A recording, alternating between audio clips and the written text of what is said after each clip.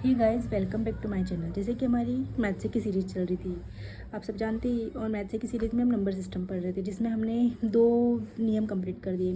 एक तो विभाजन का नियम और एक शून्य की संकल्पना का नियम। ठीक है, आज हम तीसरा नियम शुरू करने वाले हैं, जिसको नाम दिया जाता है यूनिट डिजिट कॉन्सेप्ट, जिसको हिंदी में क्या बोल सकते हैं हम? इकाई अंक की संकल्पना।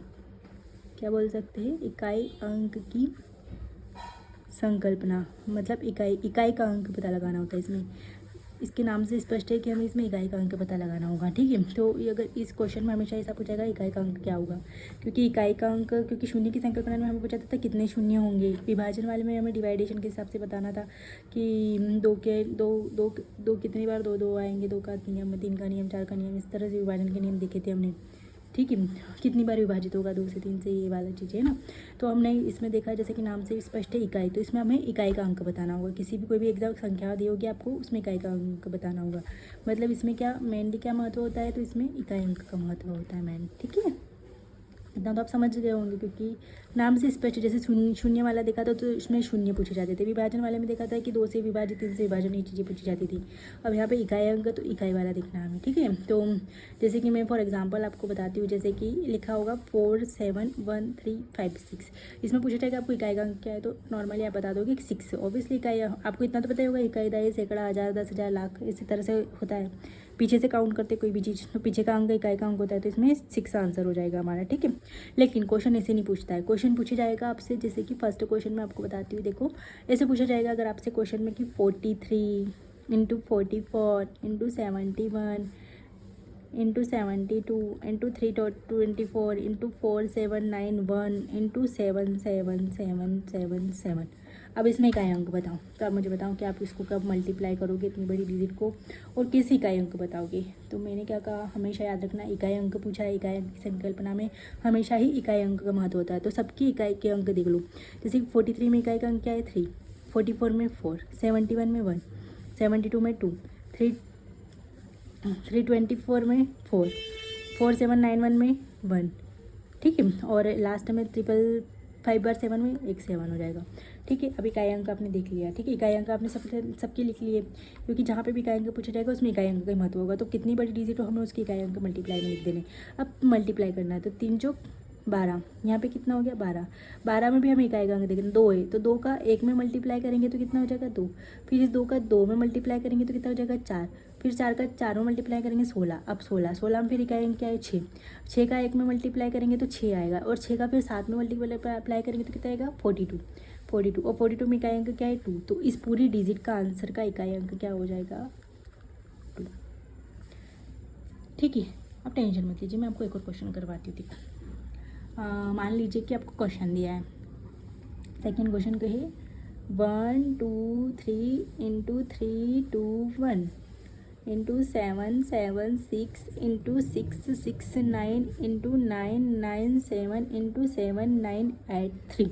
अगर इसमें आपसे इकाई अंक पूछा जाए कि इसकी इकाई का अंक क्या होगा, तो आप मतलब, तो आप सबके पहले क्या बोला है कि इकाई अंक में पूछा है, तो हमेशा इकाई अंक का महत्व होता है, हमेशा हर एक चीज़ स्टेप में। तो आप इन सब की इकाई अंक को पहले नोट कर लो। तो 123 में 3 को नोट कर लेंगे, 321 में 1 को, 776 में 6 को, 669 में 9 को, और 997 में 7 को, और 7983 में 3 को। ठीक है, अब हमें इनका मल्टीप्लाई करना, तो 3 1 जा 3। अब 3 का 6 में करेंगे, 6 3 जा 18, 6 3 18। अब 18 आ गया, ये तो इकाई दाई दोनों होगा, इसमें इकाई अंक का महत्व हमें लिखना। 9 8 48। ठीक है, 9 8 72, सॉरी 9 8 72 है ना, एक्सटर्नली सॉरी, गलती होगी मुझसे। तो ये दो बचा इकाई अंक में। अब 2 का 7 में मल्टीप्लाई करेंगे, तो 7 2 जा 14, 14 में 4 बचा, तो 4 का इसमें करेंगे तो 4 3 जा 12। तो इसमें भी क्या बचा, लास्ट में आया 2, तो इसका भी इकाई अंक क्या आएगा? 2 इकाई अंक आएगा इसका, तो ये हमारा आंसर हो जाएगा। ठीक है, तो आपको ये क्वेश्चन समझ में आ गया होगा। एक क्वेश्चन मैं आपको देती हूँ, आप मुझे कमेंट में उसका आंसर बताना है। ठीक है, मैंने आपको क्वेश्चन दिया, मान लो 1 2 3 4 5 6 डैश 99 का इकाई अंक बताओ। मुझे नहीं लगता आपसे होगा, क्योंकि डैश 99 का आप लिखोगे, फिर एक एक इकाई अंक निकालोगे, सब इस तरह से आप करोगे। लेकिन सबसे अच्छी चीज़ मैं आपको बता रही हूँ, इसको कैसे सॉल्व करोगे आप। आपको पता है इकाई अंक लेना है, तो पहले आप जो स्टार्टिंग की 6 डिजिट ले रखी इनको ले लो, ठीक है। 1 2 3 4 5 6, हमने 6 डिजिट ले ली। अब हम इनको मल्टीप्लाई करेंगे। 2 1 ज़ा 2, 2 3 ज़ा 6, 6 4 ज़ा 24। अब 4 का इकाई अंक ले लो। 4 4 5 ज़ा 20। अब यहाँ 0 आ गया इकाई अंक, देख लो 0 आ गया है। अब 0 का किसी में भी पूरी डिजिट में मल्टीप्लाई करोगे तो लास्ट में 0 आना स्वाभाविक है, तो इस पूरी डिजिट का इकाई अंक 0 ही होगा। आई होप आप समझ गए होंगे। देखो कुछ नहीं करना है, जैसे कि मैंने आपको पूरी डिजिट दी है, उसका आप मल्टीप्लाई करते जाओगे। तो अगर इकाई अंक 0 आ गया, मैंने आपको हमेशा बताया इकाई अंक का आगे वाली संख्या में मल्टीप्लाई करना है। अगर आप 0 का इसमें मल्टीप्लाई करोगे तो लास्ट में फिर 0 आएगा, फिर अगले वाले में करोगे तो फिर 0 आएगा, फिर तो ऐसे करके 0 आएगा ही आएगा, तो इकाई अंक हमारा 0 आंसर हो जाएगा। जैसे कि मैं आपको एक और क्वेश्चन से समझाती हूँ इस चीज़ को, ठीक है। कि 1 3 7 5 9 11 13 -99, इसमें इकाई अंक बताइए। तो देखो मैं आपको बताती हूँ, मैंने क्या बोला, आगे के डिजिट ले लीजिए आप। तो आगे की डिजिट लो, 1 × 3 × 7 × 5 × 9 × 11 × 13, ठीक है। सॉरी 11 13 है ना, हमने ली, ठीक है। तो अगर अब हम इसको स्टार्ट करते हैं, ठीक है। तो 1 × 3 का मल्टीप्लाई 3, और 3 × 7 का कितना हो जाएगा, सॉरी 3 × 5 यहाँ आएगा, 5 यहाँ था और 7 यहाँ था, ठीक है। 3 × 5 का 15, 5 का फिर इसमें 15 का फिर इसमें करेंगे तो 35, 35 का फिर 9 में करेंगे तो इसमें 5 बचा, 5 का फिर 9 में करेंगे तो 45, फिर 5 का 11 में करेंगे तो 55, फिर 5 बचा, 5 का 13 में करेंगे तो फिर कितना आ जाएगा बताओ। 5 का 13 में करेंगे तो 65, तो क्या बचा 5। तो आप देखो यहाँ पे भी लाइन 5, इस यहाँ पे भी 5, यहाँ पे भी 5, यहाँ पे भी 5, यहाँ पे 5। तो आगे जितने भी डिजिट में, क्योंकि 5 को किसी भी मल्टीप्लाई करेंगे तो वो हमेशा 5 5 होता जाएगा। और ओबियसली ऊपर से विषम संख्या है, तो अगर विषम संख्या में आप फिर 17 मल्टीप्लाई 7 में मल्टीप्लाई करोगे, अगर 17 होगा यहाँ पे 15 होगा, क्योंकि सम संख्या में करते हो तो एक बार 0 आने की संभावना रहती है। जैसे कि 5 दूनी 10, जो सम डिजिट होती है वहाँ पे 0 आने की संभावना रहती, लेकिन यहाँ पे विषम डिजिट है, हमें पता है लास्ट में हमेशा विषम डिजिट आएगी, क्योंकि ये विषम संख्या है। यहाँ पे 13 से आगे 15 होगा, अगर आप 5 का फिर 15 में करोगे तो 15 5 125, फिर 16 होगा तो 16 का फिर 5 में करोगे 16 5 80, नहीं 16 हो ही नहीं सकता, 17 होगा, सॉरी 17 होगा। 17 में फिर जो 17 का 5 में करोगे तो 17 5 95। तो इस तरह से आप करते जाओगे तो भी लास्ट में 5 ही आएगा, क्योंकि यहाँ पे विषम संख्या है, क्योंकि 16 होने से तो 16 सम डिजिट है और हमें विषम डिजिट लिखनी है यहाँ पे सीधे, ठीक है। तो इस तरह से तो सब में इकाई अंक क्या आ जाएगा हमारा 5 आएगा, तो इकाई अंक हमेशा ही 5 आंसर। ये चीज़ आप समझ गए होंगे, ठीक है। तो ये सारी चीज़ें आप समझ गए कि और कुछ समझाने की ज़रूरत है मुझे। चलो एक और क्वेश्चन दे देती हूँ, थोड़ा कन्फ्यूज़न हो गया होगा। तो 2 × 4 × 6 × 8 × 10 × 12 × 14 × 98। अब बताओ इसमें क्या होगा। सबसे पहले तो यहाँ पे ऑलरेडी 0 आ चुका है। अगर आप 2 4 6 8 0 12 14, अब कितना भी मल्टीप्लाई करो, अगर आप 0 में उसका मल्टीप्लाई करोगे तो 0 आएगा, और लास्ट में फिर इकाई अंक ही 0 आ जाएगा। जब क्वेश्चन में किसी भी जगह अगर 0 लिखा है, पूरे क्वेश्चन में किसी भी जगह 0 लिखा है, देन उसका पूरा क्वेश्चन का इकाई अंक पूछा है तो उसका इकाई अंक हमेशा ही 0 आएगा। ये चीज़ हमेशा याद रखना। तो आई होप आप समझ गए होंगे अच्छे से पूरा ही कॉन्सेप्ट। अब मैं आपको एक बार क्लियरली समझा देती हूँ, ठीक है, इकाई अंक की संकल्पना क्या होती है। तो मैं आपको बताती हूँ, हमने आज कौन सा शुरू किया है। हमने आज शुरू किया है इकाई अंक की संकल्पना, यूनिट डिजिट कॉन्सेप्ट हमने स्टार्ट किया है, ठीक है। यूनिट डिजिट, जैसे कि मैंने आपको विभाजन का नियम बताया, तो उसमें विभाजित कैसे होगा, जैसे 2 के विभाजन का, 3 के विभाजन का, ये पूछा जाता है।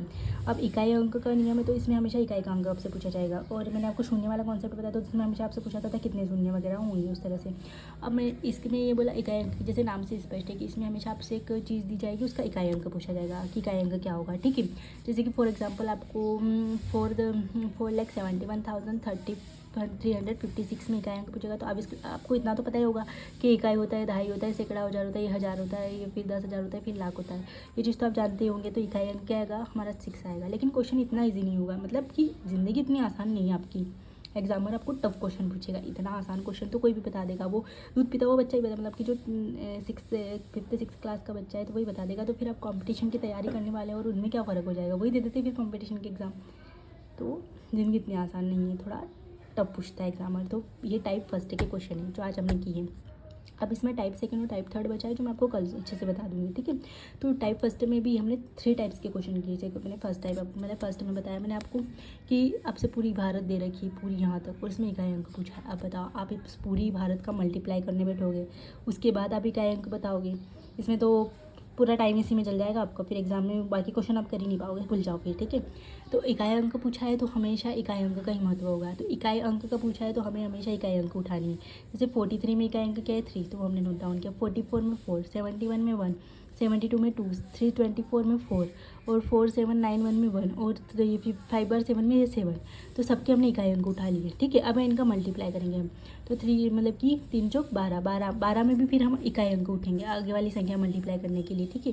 मतलब जहाँ पे भी इकाई 2 डिजिट आ जाए वहाँ पे हमें हमेशा इकाई अंक उठाना है, ठीक है। इकाई अंक का आगे वाले मल्टीप्लाई करना है। तो अब 12 आ गया, तो 12 का इसमें 12 एकम 12 नहीं करेंगे हम, इसका इकाई अंक उठाएंगे जो कि 2 है। तो 2 का करेंगे तो 2 एकम 2। अब इससे 2 का 4 2 में करेंगे तो फिर आगे वाली संख्या में करेंगे, फिर तो 2 दूनी 4। अब 4 का फिर इस आगे वाली संख्या में करेंगे 4 चौक 16। अब फिर 16 आया तो इसमें से भी इकाई अंक उठाएंगे तो 6। 6 का फिर इस 1 में करेंगे तो 6 कम 6, और 6 का फिर 7 में करेंगे 6 7 42, 42 आया, और 42 में इकाई अंक क्या है 2। तो इस पूरी डिजिट का इकाई अंक क्या होगा 2। अब आप इसका मल्टीप्लाई करने बैठते फिर निकालते तो भी 2 ही आएगा। भले आप देख लेना, इसको कैलकुलेटर से सॉल्व करके देख लेना घर जाके घर पे, तो भी 2 ही आएगा इसका इकाई अंक, ठीक है। तो ये 2 इस तरह से आप इजी वे में इसको कर सकते हैं। इकाई आपको सब चीज़ में इकाई अंक ही देखना है, ठीक है। कुल मिला के इकाई अंक का क्वेश्चन है तो आपको इकाई अंक ही देखना है। जैसे कि एक और क्वेश्चन बताती हूँ मैं आपको कि 123, 321, 776, 669 से 997 इंटू 7983 में इकाई अंक बताइए। अब आप मल्टीप्लाई करने फिर वही दिक्कत हो जाएगी। तो क्या करना है आपको, सबका इकाई अंक लिखना है। मैंने आपको बताया सबका इकाई अंक नोट डाउन कर लो, सभी का इकाई अंक जो भी पूरी भारत में दे रखे सबका इकाई अंक नोट डाउन कर लो। अब इनका मल्टीप्लाई करेंगे तो 3 1 जा 3, ठीक है। 3 बचा, 3 का आगे वाले में 6 में करेंगे तो 6 तिया 18। अब 18 आ गया, इकाई दाही 2 आ गए, तो अब इसमें से भी इकाई अंक उठाना में 8। 8 का आगे वाले में डिजिट में करना 9 8 72, 72 का 2।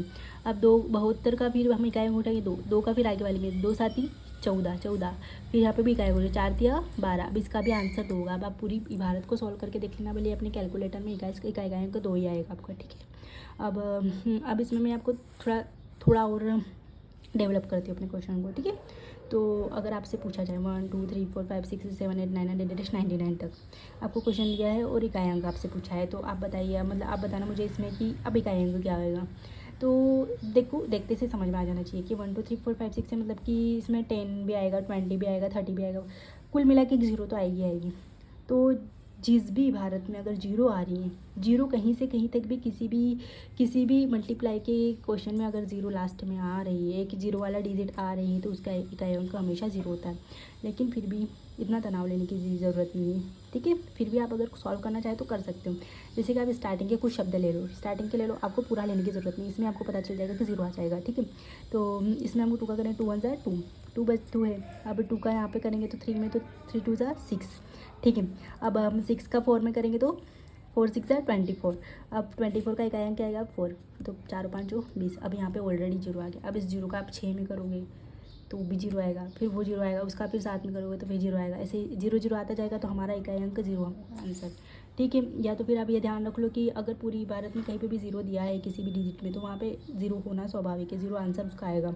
और या फिर आपको सॉल्व करना है तो आप सॉल्व करके भी कर सकते हो, वैसे भी 0 आ जाएगा, तो उसके बाद तो सभी 0 ही हो जाएंगे, तो इकाई अंक 0 होगा, ठीक है।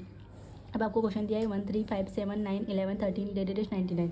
अब इसमें आपको 0 नहीं आ रहा है कहीं से कहीं तक, क्योंकि यहाँ पे विषम संख्या दी हुई है आपको, यहाँ पे विषम संख्या दी हुई है, तो 10 नहीं आएगा, 20 नहीं आएगा, क्योंकि ये तो सामने आ जाते हैं, ठीक है। तो यहाँ पे 0 नहीं आ रहा है, तो अब इसको आपको सॉल्व करना पड़ेगा, ठीक है। तो आप इसको नोट डाउन कर सकते हैं 1 3 5 7 9 11 का 1 ही लिख देना और 13 का 3 लिख देना। सॉरी मैंने ये लिख दिया इतना ज़्यादा, तो ठीक है। अब 11 का 1 ही लिख देना, 13 का 3 लिख देना, 15 का 5 ऐसे टेस्ट करके, मतलब कुछ 1 2 लाइन लिख दो, यहीं पे आपका आंसर आ जाएगा, ठीक है। वैसे तो देखो जैसे कि 3 1 जा 3, फिर 3 5 15, 15 का इकाई अंक क्या होगा 5, 5 का 5 का 7 में 5 7 हो 35, 35 का इकाई अंक 5, फिर 5 का इसमें करेंगे 9 5 45, 45 का इकाई अंक 5, फिर 5 का फिर हम 1 में करेंगे तो 5 5 का हम 5, फिर 5 का 3 में करेंगे तो 5 या 15 5। तो हमेशा आपको देख रहे हो कि लाइन से इकाई अंक क्या आ गया हमारा 5 आ रहा है, कंटिन्यू 5 आ रहा है। तो पूरी जब तक आप, क्योंकि विषम संख्या है, विषम संख्या में अगर 5 का मल्टीप्लाई करोगे, जैसे कि 5 एकम 5 क्योंकि 5 दूसरे पे जैसे कि सम है तो 10 आ रहा है, लेकिन विषम पे 5 या 15, फिर 5 लास्ट में आ रहा है। अगर सम 5 चौक 20, यहाँ पे सम है तो 0 आ रहा है, सम डिजिट होगी तो 0 आ रहा है, 5 का सम में करे तो 0 आ रहा है, लेकिन विषम में जैसे कि 5 चौक 20 5 का 25, फिर 5 आ रहा है, तो ऑब्वियसली आप लास्ट तक करोगे तो इकाई अंक आपका 5 ही आएगा, तो ये 5 आंसर आ जाएगा। ठीक है इसका। अब इसमें लास्ट क्वेश्चन है जैसे कि 2 4 6 8 10 12 13 14 18 98, इसमें इकाई अंक बताइए। सबसे पहले तो जब मैंने आपको पहले बताया कि यदि भारत में आपको 0 दिया है तो उसका बिना सोचे समझे उसका एकांक 0 होगा, क्योंकि 0 का आप कितना ही मल्टीप्लाई करोगे लास्ट में इकाई अंक 0 ही आएगा। ठीक है, तो ये इसमें 0 आंसर आ जाएगा। उसके बाद भी आपको सॉल्व करना है तो आप करके देख सकते हो, क्योंकि यहाँ आने के बाद आपको 0 में मल्टीप्लाई करना 0 आएगा, फिर 0 का 0 में करोगे तो 0, तो इकाई अंक 0 आंसर आ जाएगा। तो ये आपका आज का कॉन्सेप्ट हो गया इकाई अंक की संकल्पना का। तो आई होप आपको अच्छी लगी होगी क्लास अच्छी लगी हो तो लाइक करना, कमेंट करना, शेयर करना, ठीक है, चैनल को सब्सक्राइब करना। और थैंक्स फॉर वॉचिंग। और इसमें हमने टाइप सेकंड और टाइप थर्ड के क्वेश्चन में बच्चे जो मैं आपको कल करवा दूँगी। ठीक है, तो थैंक यू, ओके बाय।